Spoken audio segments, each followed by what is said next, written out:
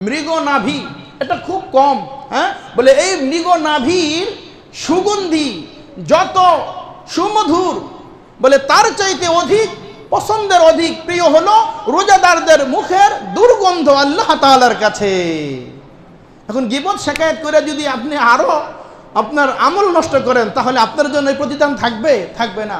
রাসূল বলছেন দ্বিতীয় নাম্বার হলো সমুদ্রের মাছ পর্যন্ত আপনার জন্য দোয়া করতে থাকে। সুবহানাল্লাহ। এমনকি সকল মালাইকা ফেরেশতারা আপনার জন্য ক্ষমা প্রার্থনা করতে থাকে যতক্ষণ পর্যন্ত আপনি ইফতার না করবেন। ইফতার পর্যন্ত সমুদ্রের মাছ আপনার জন্য দোয়া করে, রোজাদারদের জন্য দোয়া করে, এবং ফেরেশতারা মাগফিরাতের দোয়া করতেই থাকে যতক্ষণ পর্যন্ত সে বান্দা ইফতার না করে।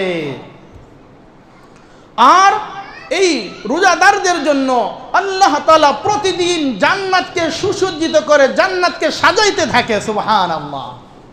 রোজা যদি কামা হাক্কুহু পরিপূর্ণভাবে যেভাবে আল্লাহ রাসূল রোজা রাখার নির্দেশ দিয়েছেন, আদেশ করেছেন, ওইভাবে যদি রোজা রাখি তাহলে রাসূল বলছেন, বলে প্রত্যেক দিন রোজাদারদের জন্য জান্নাতকে সুসজ্জিত করা হয়।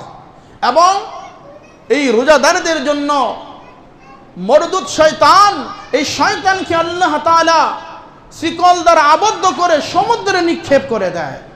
এবং 5 নম্বর মাহ রমাদানের আখেরি রমাদানে আল্লাহ তাআলা রোজাদারদেরকে ক্ষমার ঘোষণা করে তাদেরকে পুত পবিত্র বানায়া দেয়। সুবহানাল্লাহ। 6 নম্বর হলো একজন ঘোষণাকারী ফেরেশতা ঘোষণা করে, হে আল্লাহর নেককার বান্দারা, তোমরা তোমাদের আমলকে বাড়াইয়া দাও। হে পাপিষ্ট পাপাচারেরা, তোমরা গুনাহ থেকে বিরত হও। রাসূল বলেন হাদিসে কুদসির মধ্যে আস-সাওমুলি আনা ওয়া আজজি বি, আল্লাহ তাআলার ঘোষণা হলো যদি এই সমস্ত কিছু আফরাদ যা কিছু শুনলেন সব কিছু মানার পরে সব কিছু ভাবে পরিপূর্ণভাবে আদায় যদি আমরা করতে পারি, আদায় যদি করা যায়, তাহলে আল্লাহ তাআলা রোজাদারদেরকে নিজ হাতে আল্লাহ তাআলা প্রতিদান দান করবেন। সুবহানাল্লাহ।